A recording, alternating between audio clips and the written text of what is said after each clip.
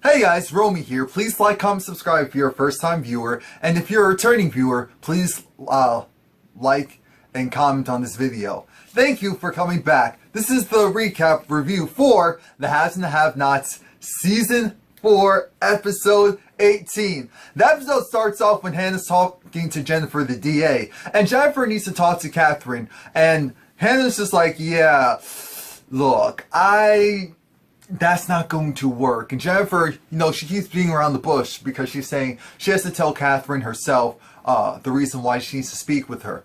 And we're all thinking, like, come on now. And it was funny because she was like, Hannah, I understand you're just doing your job. Hannah was like, I don't work here anymore.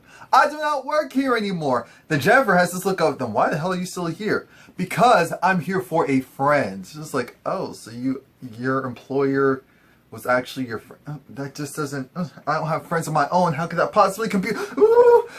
So anyway, Hannah's just like, okay, I already warned you, but I'll go and get her. She's like, okay, thank you. Anyway, Hannah goes up and Katheryn's not in the mood to talk to anyone. Because remember, she sent Hannah away. Sent Hannah away as if she was still to help. And Hannah's like, look, there's someone downstairs they need to speak to. Who? Again, this is, thank God you have this recap because Tyler loves to stretch out these damn scenes. So I'm going to lay it to you like this. She was like, who? Well, you just need to come downstairs. Who? Just come downstairs. Who? You need to speak to her. Her? Who? Jennifer, the DA. What? I mean, Katheryn jetted down them downstairs. It's like, who the hell do you think you are? How are you coming to my house when you're the reason why my son is dead? How dare you want to speak to me? Who are you? Who are you? Who is you? Not who are you, but who is you? Who's you? I'm not talking to you. I'm not going to talk to you. No. That's not going to happen. It's just not. It's just not.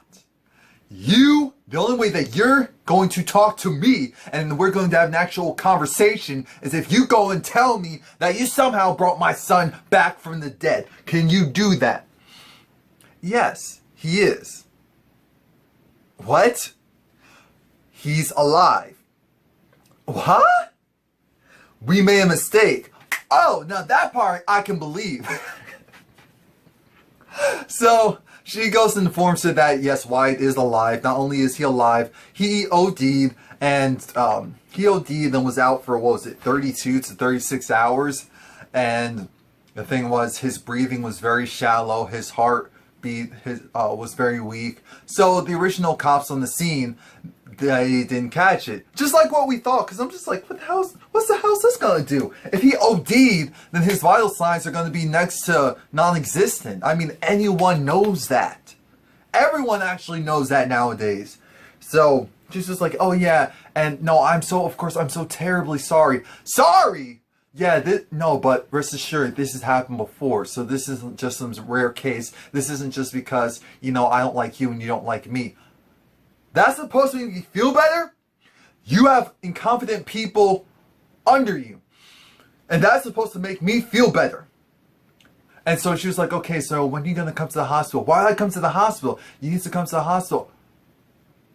I need to stay here. And you need to go and get my son back. Bring him to me walking. I don't care if he's mad as hell. Because at least that's showing signs of life. When he steps back through these doors, I need to know that it is him, not some damn corpse. And so, Jennifer's just like, what? You're really not going to see your son? You heard me, bitch. You heard me, bitch. Oh yeah, by the way, anytime I say bitch, I'm saying bitch. But, so, it's just like, you stupid bitch. If I want to beat your... I'm telling you this right now. I'm going to stick my entire arm so far up your... I'm going to take that gun. Officer. Oh, I'm sorry, officer. I'm so glad you're here because I need that. I need that gun so I can shoot this right in between the eyes. Right in between the eyes. Leave my house. Take care of my son. Get him out of that induced coma. Bring him back to me. I don't care if he's mad as hell. Do it now. And we get past that. And so once Jennifer leaves, Katheryn tumbles. And Hannah's just like, oh my gosh. She's like, I can't do it. I can't go and see my son in the hospital. I can't see him like that in that state. And she's just like, Hannah said, do you mind if I go and see him for you? So it's like, I was hoping you would say that. I'm thinking, Hannah, you really are a good woman. I'm telling you this right now because those people have used and abused you to no end.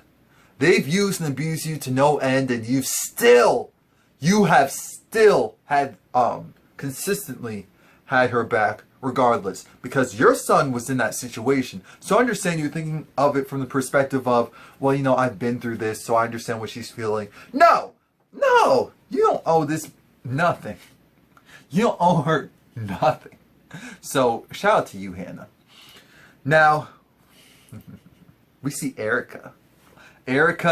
She's looking all good, and she's down by the bar. Guess who she spots? She calls up Candace, like, hey, Candace girl, Oscar. Yeah, I think I found him. Send me a pic? I'm thinking, okay, but she's driving and she was able to, not so accessible. Damn, she must have been obsessing over Oscar. And she's like, yeah, I see Oscar. It's like, where are you? Whatever hotel. Stay there. I need you to stay there, or a restaurant. I was like, okay, I'll stall him. I'll do as best as I can. But you know, I have another con job coming in. So I'm going to need to put all of my focus on that and put as little focus on this as possible. As humanly possible. But I'll call you back, girl. I got your back. Don't worry about it. So she goes and she tries to mingle with Oscar. And Oscar's not interested.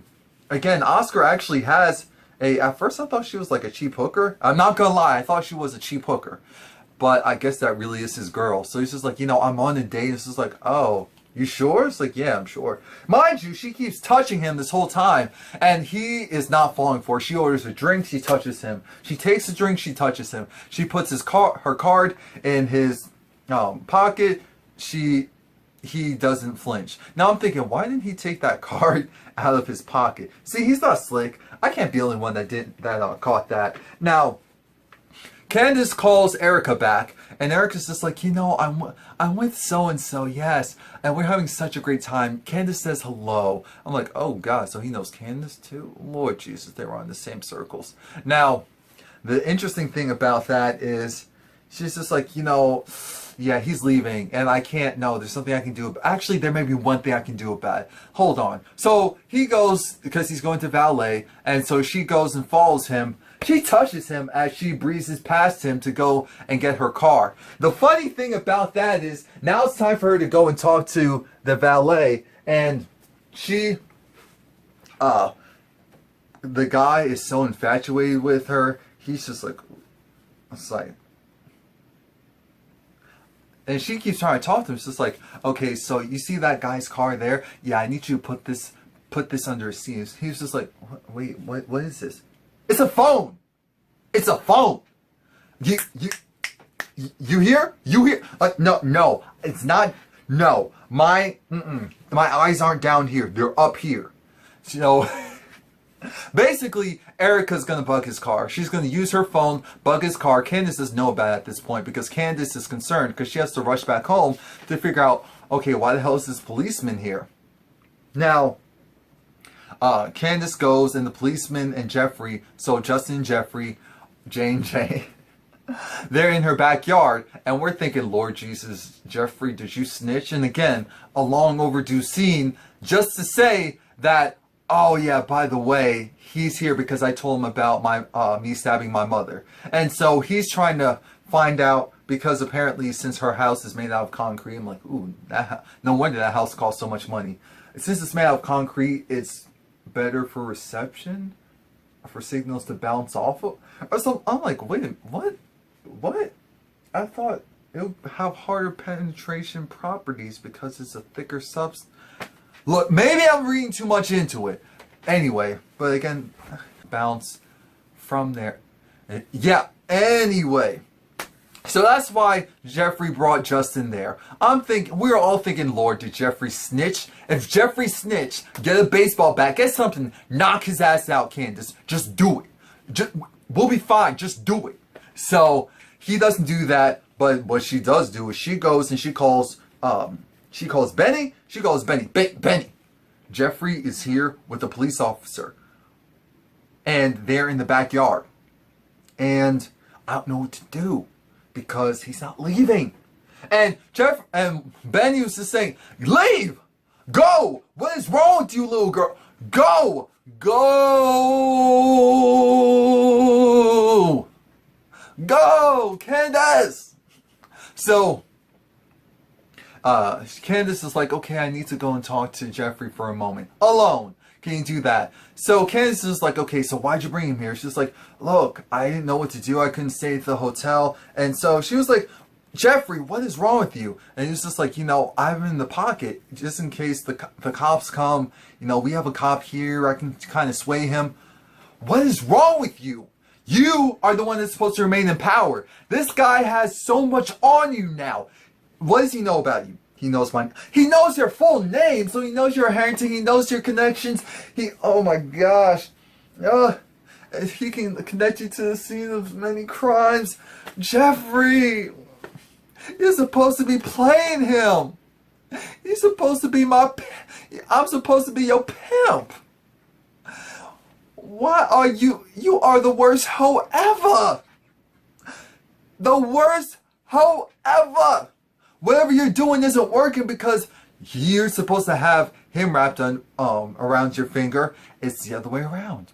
So now Justin comes inside and they was just like, okay, I need to leave. Yeah, you need to leave. No, I'm not gonna leave. No, and then Jeffrey's just like, yeah, but we're friends. It's like, no, I'm actually not your friend. I'm still an officer, so anything you say can and will be held against you. So I'm gonna go and do us both a favor so that you can leave, and that way our relationship can still remain intact. So that's what happens there. And Ken's just like, why are you worried that your mother's dead? Is that really a bad thing? It's like, that's my mother. It's just like, huh? What? So we're at the hospital, and Wyatt looks out of it. He definitely looks out of it. He definitely looks like he lost some weight in the face. And so they did a good job with, I guess, the makeup stuff or whatever. All I have to say is HD is a B, because you see every little detail on someone's face when you do a close-up. That's all I have to say. Now, that's why my camera is pushed back far away and has an automatic filter. Praise Samsung. Praise God for Samsung. Anyway, so Hannah's, of course, sees Wyatt, and the doctor comes in, and what's his name? What's the damn?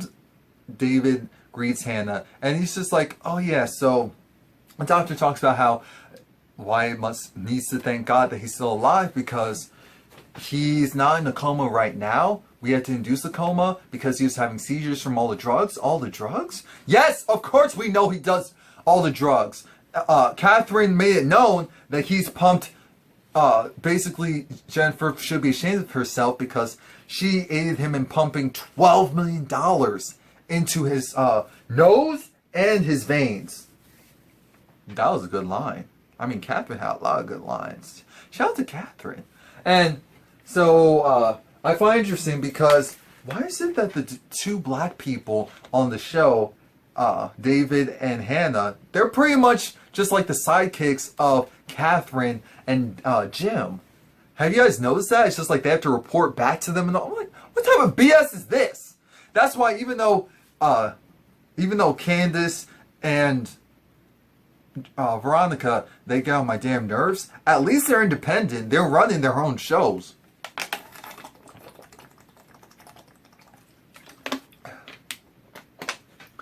Woo! There we go. Yeah, and because they both were just like, oh, you report back to yours, I report back to mine. Got good. Oh yeah, and Jeffrey, why do I keep calling him Jeffrey? Wyatt had, what did he have? He had cocaine, amphetamines, weed, alcohol, and Xanax, or something like that. Oxy? It was crazy.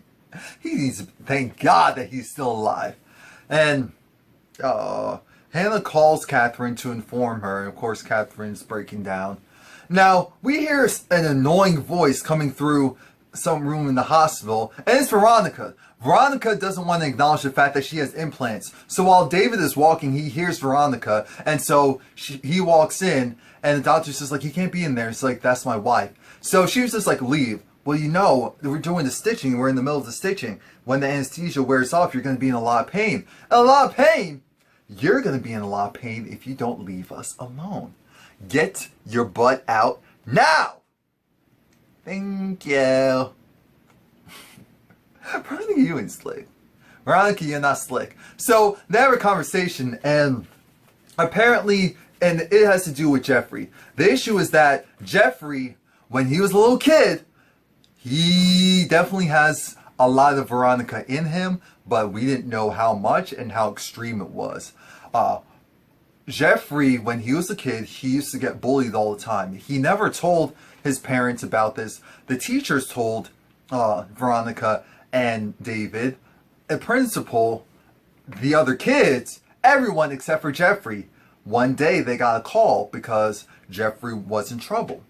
Jeffrey took a baseball bat and beat the crap out of little Bobby. So bad that little Bobby was beaten half to death. And because he was beaten half to death, the parents sued. Veronica, being who she is, was able to bury the charges and bury the case. And Veronica was shook because she was remembering, oh crap, my son is a ticking time bomb. And it's only a matter of time before, of course, he was going to go and react to all the stuff that I was saying. Because David said, you know what? You became Bobby. And that's why Jeffrey did what he did. So I'm not mad at him. Actually, the polar opposite. Now, you need to go and tell the dang doctors that you have implants. Because that silicone is going to spread poison all throughout your body. Actually, on second thought, you dying that way wouldn't be so bad. So don't tell them anyway. Veronica had this look of,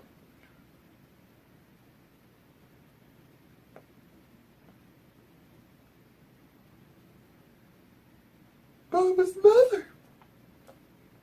Well, what was I else supposed to do? Anyway, Benny goes over to, what's her name, Candace's house. And of course, Jeffrey's asleep upstairs. And remember, Benny wants to go over to Candace's house because he wants to go and talk to Jeffrey and basically threaten Jeffrey so that he can threaten David through Jeffrey and get his business back in order. But Erica comes through, and clearly Erica and Candace have known each other for a while because Benny was not happy to see Erica. Not happy at all. It's just like, Lord Jesus, I know you're back to your scamming ways if you're with Erica. You are back to your scamming ways if you're with Erica. So he agrees that he's going to go and leave because Candace is just like, I don't want you to make any trouble. He goes, pretends he leaves, goes around the corner, comes back as soon as she's gone, and because she actually waited for him to leave. So Benny, one of the few smart things he actually did as far as just the general plan and thought process, he goes back. Jeffrey opens the door, and Benny's just like, you know what? I need you to tell your father that I'm not messing with your mother and to stop bothering my business. Or else I'm going to tell him that his little son is gay. Because I'm sure he doesn't know about that. A father learned that his son is gay? I'm like, you ignorant bastard. You ignorant fool. Okay. We'll see how this plays out. And David calls Jeffrey, and Jeffrey's just like, oh yeah, I know we need to talk about mom, but Benny's just like, tell him. And so Jeffrey is saying, well, you know, Benny's here, and he said that he's gonna go and threaten to tell you that I'm gay if you don't go and leave him alone and leave. Benny's like, wait a minute, what? David's like, put him on the phone. Look, I'll meet you at your tow yard in 3 hours. Come see me. Come true ya. She's like, okay, I see you. So Benny leaves, and what do you call it?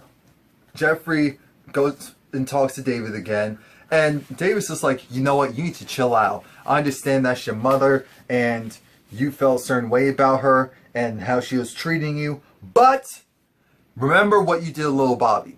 That anger is still inside you. I need you to calm down real fast. Real fast. We're going to meet up at some point, but you need to calm down real fast. You hear me? This is like, I understand. No, do you hear me? Yes, she's fine. And this is when Jeffrey also finds out that Wyatt is still alive. Because originally he's just like, well, you know, I went to the hospital, I saw Wyatt, I was like, yeah, and you know, I have great news to go and tell Jim. It's like, what? Great news? It's like, oh, you don't know Wyatt's still alive. Jeffrey's like, oh my God, he's still alive, Daddy, gotta go to the hospital, gotta go to the hospital, please, please, please. I'm like, Jeffrey, stop it. And it's like, of course, I'll give him a heads up. It's like, okay, thank you, Daddy, thank you. Oh, my boy, I mean, my friend. Jeffrey gets on my damn nerves. Now, Candace is talking to, what do you call it? Talking to Erica and realizes something's wrong. We're at Jim Cryer's place of business, his headquarters, and yet Jim isn't here because he's still in jail. So, who was it that was possibly, that Oscar could have possibly been working for? Because they followed Oscar's car, of course. And guess who's there? Mitch! Mitch is there. So Mitch goes and finally tells Candace Jeffrey's been screwing Veronica, so that's why their business has been not getting, that's why their business has been messed up, because Benny never told her anything. And, oh yeah, I need to say this before I keep forgetting. Jeffrey did not kill Quincy. Jeffrey fatally wounded Quincy, but Candace was the one that the main reason why Quincy died, because Quincy was still alive after Jeffrey left. So Candace is really going to make Jeffrey believe that he killed that he killed Quincy. That's why Candace is so grimy. She is so grimy. She is so grimy. And Candace is bugging out because she's wondering, because also Mitch lets her know, you know, War? Yeah, War has gone to jail. He's gone to prison. He's gone to prison because he got busted for drugs and also having $2 million in cash. So that's it. I know. And she was just like, wait, please don't tell me this. Like, no, I got my connections. I got you. And Erica's just like, Lord Jesus, this idiot. Who is this guy? He's so stupid. No. Candace was like, oh my gosh, why did you do that? He's gonna kill me. You don't understand. He's gonna kill me. And yeah, and this is where they figure out also that, crap, maybe David is involved with it because it just wasn't making sense beforehand. Quincy gets thrown in jail, and Quincy, he sees Jim, and he looks at Jim like, hey, now doesn't this feel familiar? Next week is going to be bananas because Veronica is going to confront Jeffrey, David and Benny are going to confront each other. Jim is going to let War know about the fact that, dumbass, it was $7.4 million. I said this in my previous review that it was actually $7.4 million. Candace was saying that it was $4 million that she gained. Candace is the ultimate scammer. I don't care what anyone says. Please like, comment, subscribe. Come back next.